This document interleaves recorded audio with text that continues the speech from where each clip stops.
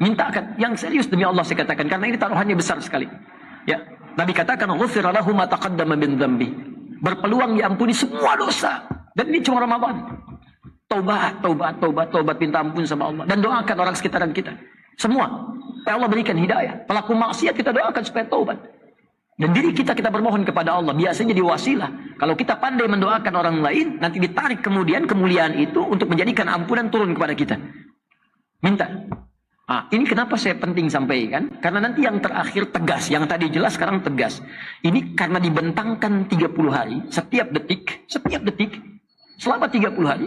Malaikat Jibril langsung memberikan satu penekanan yang kuat. Ini saya ulang-ulang. Saking pentingnya ini saya sampaikan. Ujung Ramadan, malam-malam ujungnya. Kemudian nanti di penghujung ba'da asar menjelang ke maghribnya. Banyak yang bersimpuh kepada Allah. Di antara sahabat banyak nangis. Ya, satu. Tadi memohon kepada Allah menerima amal ibadah. Kedua, diampuni dosa. Dan yang ketiga, yang paling penting, diberikan kesempatan untuk konsisten mempraktekkan hasil Ramadan di 11 bulan mendatang. Ya, awas hati-hati, karena nanti ciri keberhasilannya pasca Ramadan, bukan saat Ramadan. Orang yang membuktikan kepada Allah berhasil pasca Ramadan, ya, litasyi'a, untuk meluas fawaid Ramadan fi jami'il awqat. Semua manfaat Ramadan di setiap waktu, itu faedahnya kemuliaan satu waktu. Ya, perhatikan caranya. Dan semua nabi menempuh cara ini. Saya keluarkan dari Al-Quran. Ya, saya sedang siapkan satu buku. Ya, doa-doa nanti dalam Al-Quran yang pernah dipraktekkan para nabi dan rasul. Kemudian di ujungnya ditutup statementnya oleh Allah. Bila ada yang mencontoh ini, maka Allah akan mengabulkan dengan pengabulan yang sama seperti yang dikabulkan pada sebelumnya. Nah, qala rabbi habli. Pertama, ya Allah yang maha pemberi tanpa batas. Ya, nanti kalau besok berdoa atau malam nanti berdoa, maka saya sarankan berdoa, ya, dimulai dengan Al-Asma'ul Husna. Mengamalkan Quran surah ke-17 ayat 110. Qulid'ullaha awid'ur rahman ayyamma tad'u falahul asma'ul husna. Kalau punya kebutuhan sebut nama Allah, minta berdoa. Sebut namanya Ar-Rahman. Atau kalau Anda tahu, sebut salah satu nama Allah yang terbaik yang Allah berikan kepada kita sesuai kebutuhan kita. Jadi Allah itu membentangkan nama, bukan sekedar nama, yang menjawab semua kebutuhan kita. Jadi kalau Anda butuh rezeki, sebut namanya, ya Allah, ya Razzaq. Kalau butuh pengetahuan, ditambah, ya Allah, ya Alim. Kalau butuh perlindungan, ya Allah, ya Jabbar. Kalau butuh kesabaran, ya Allah, ya Sabr. Ya. Maka Nabi Zakaria kan tadi divonis terbatas, gak mungkin punya keturunan. Maka beliau mesti menyebut nama Allah pemberi tanpa batasan.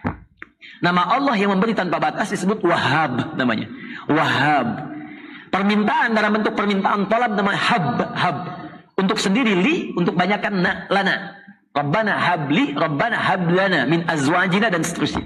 Maka beliau minta habli. Hudalika da'a Zakaria Rabba qala rabbi habli, ya Allah yang maha pemberi tanpa batas. Mereka mengatakan aku punya keterbatasan. Aku memohon kepadamu yang tidak punya batas dalam pemberian. Dzurriyyatan thayyiban. Ya, Rabbi habli min ladunka dzurriyyatan thayyibah. Dari sisimu saja ya Allah. Karena mereka mengatakan mustahil. Tarik ini lafadznya khususkan ke kita. Ya Allah, mereka mengatakan aku mustahil sembuh ya Allah. Ya Allah, mereka mengatakan masalahku di rumah mustahil tidak selesai ya Allah. Ya Allah, mereka mengatakan aku tidak mungkin mendapat pekerjaan ya Allah. Ya Allah, mereka mengatakan tidak mungkin masalah selesai. Sedangkan hanya Allah pemberi tanpa batas. Aku meyakini ya Allah. Aku meyakini hanya Engkau yang memberi solusi tanpa batas. Aku mohon solusi darimu saja ya Allah ketika mereka katakan tidak mungkin diberikan. Innaka sami'ud du'a. Perhatikan cara menerjemahkannya. Ini beda dengan terjemahan ini tafsir ya. Innaka sami'ud du'a. Sungguh aku meyakini hanya Engkau yang mampu mengabulkan doa. Kalau pada yang maha mengabulkan doa saja, yang maha mendengar doa tidak dikabulkan, lantas kepada siapa lagi aku mesti meminta? Anda tahu apa yang terjadi? Lihat ayat 39-nya, pakai fastajabna. Maka kami langsung kabulkan, nggak pakai jeda. Karena itu besok, kalau nggak di masjid, ya menjelang ba'da asar, boleh jeda sebentar, gitu kan? Tilawah, zikir, istighfar. Nanti menjelang ke maghrib itu enak tuh suasananya. Anda akan dapatkan keheningan tersendiri dalam hati itu. Ada getaran. Memang kadang-kadang ada kesedihan. Tapi juga disertai kebahagiaan. Seperti pertanyaan saudari kita beberapa waktu lalu itu. Ada kesedihan tapi ada kebahagiaan. Setelah itu tiba kemudian ada air mata. Itu begitu air mata mengalir sertai dengan doa. Disitulah titik bagaimana Allah memberikan rahmat kepada kita. Minta ampunan, minta kabulkan doa. Maka silahkan lihat bagaimana reaksinya. Ya. Yang di rumah kalau sudah pulang esok misalnya asar mau buka dengan keluarga, ini biasa di akhir-akhir biasanya kalau etikaf selesai Ya di antara sahabat juga ba'da asar ada yang keluar, ya, kemudian memperbanyak takbir kepada Allah, kemudian baru kembali lagi untuk berzikir memohon ampunan di penghujung menjelang maghrib. Silahkan lakukan di mihrab duduk. Nah, ini yang kedua, ya.